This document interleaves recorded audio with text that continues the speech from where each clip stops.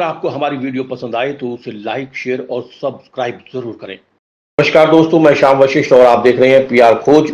ग्रामीण स्तर पर खिलाड़ियों के लिए सुविधाएं बढ़ाने की जरूरत, बेटियों को मानसिक रूप से ताकतवर बनाना होगा। अर्जुन अवार्डी गीता फोगाट ने वार्षिक खेलकूद प्रतियोगिता का किया शुभारंभ। जीवीएम आईटीएम की 2 दिवसीय एक वार्षिक खेलकूद प्रतियोगिता का अर्जुन अवार्डी गीता फोगाट ने झंडा फहराकर किया शुभारंभ। GVM institute of technology and management की वार्षिक खेलकूद प्रतियोगिता का शुभारंभ करते हुए बतौर मुख्य अतिथि अर्जुन अवार्डी पहलवान गीता फोगाट ने कहा, 10 साल पहले और आज के समय में काफी बदलाव आ चुका है, लेकिन उतना नहीं हुआ जितने बदलाव की जरूरत है। आज वे लड़के और लड़की में भेदभाव किया जाता है, जो कि दुर्भाग्य की बात है। महिलाएं हर क्षेत्र में अपना दबदबा कायम रखते हुए जीत का परचम लहरा रही हैं। खिलाड़ियों को मिल रही सुविधाओं की बात करते हुए अर्जुन अवार्डी गीता फोगाट ने कहा कि 10 साल पहले सीनियर लेवल पर जो सुविधाएं मिलती थी, आज वे धरातल पर मिल रही हैं। खेल के हर क्षेत्र में आज के दौर में बेहतर सुविधाएं मिल रही हैं। अर्जुन अवार्डी गीता फोगाट ने कहा कि ग्रामीण क्षेत्रों में खिलाड़ियों के लिए सुविधाएं बढ़ाने की जरूरत है। उन्होंने यह भी कहा कि अगर ग्रामीण स्तर पर खिलाड़ियों को सुविधाएं मिलेंगी तो और अधिक प्रतिभाएं निखर कर सामने आएंगी। उन्होंने कहा कि समाज की मानसिकता है कि बेटियों को सीमित रखें। उनका मानना है कि सबसे पहले माता पिता को मजबूत होना पड़ेगा और बेटियों को मानसिक रूप से ताकतवर बनाना होगा, ताकि वे हर स्थिति का डटकर सामना कर सकें। जो बेटियां आगे बढ़ना चाहती हैं, उन्हें आगे बढ़ने में सहायता करनी चाहिए।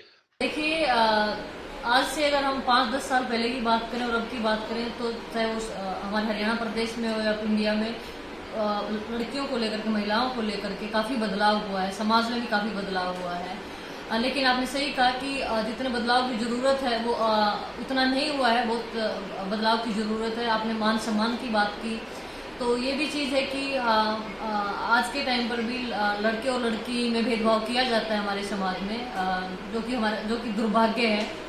आज आप किसी भी क्षेत्र में देख लीजिए, महिलाएं हर फील्ड में परचम लहरा रही हैं। और आपने सरकार की बात की तो मैं दोबारा कहना चाहती हूँ कि 5-10 सालों में जब हमने कुश्ती की शुरुआत की थी तो हमें सीनियर लेवल में आने के बाद भी हमारे पास रेसलिंग मैट नहीं था। लेकिन आज के टाइम में सरकार खिलाड़ियों के लिए, अगर मैं स्पोर्ट्स फील्ड से आती हूँ, मैं इसलिए नहीं कि किसी सरकार की तारीफ कर रही हूँ, लेकिन डेफिनेटली वो सुविधाएं जो कि हमें सीनियर लेवल पे जाकर के मिली थी नेशनल कैंप में, वो सुविधाएं आज जो खेलो इंडिया में जो बच्चे, जो अंडर 17, अंडर 16 जो बच्चे सिलेक्ट होते हैं, उनको फिजियो ट्रेनर और मतलब उस लेवल की सुविधाएं मिलती हैं। तो ये एक बदलाव हुई है और अच्छा बदलाव है कि जो बच्चे जो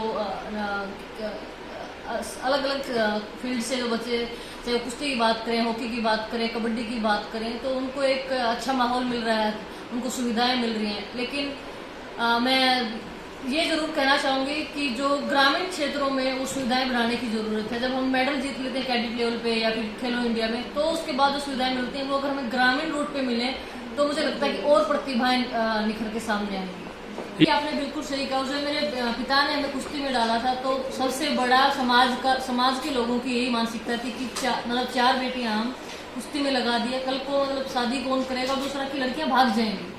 जो कि मैं इसलिए बोल रही हूँ क्योंकि समाज में मतलब मानसिकता लोगों की ऐसी है कि बेटियों को बस सीमित रखें, जो स्कूल में भेजें, कॉलेज में भेजें, तो सिर्फ जहाँ पे मतलब लड़के आसपास ना रहे। क्योंकि एक ये रीज़न ये भी है कि हमें मतलब बहुत सारी चीज़ें ऐसी होती है समाज में जो कि बेटियों के लिए सुरक्षा के लिहाज से ज़रूरी भी हैं। सो मैं ये कहना चाहती हूँ कि उसके लिए सबसे पहले हमें पेरेंट्स को मजबूत होना पड़ेगा और हमें बेटियों को इतना सशक्त बनाना पड़ेगा, स्ट्रॉन्ग बनाना पड़ेगा।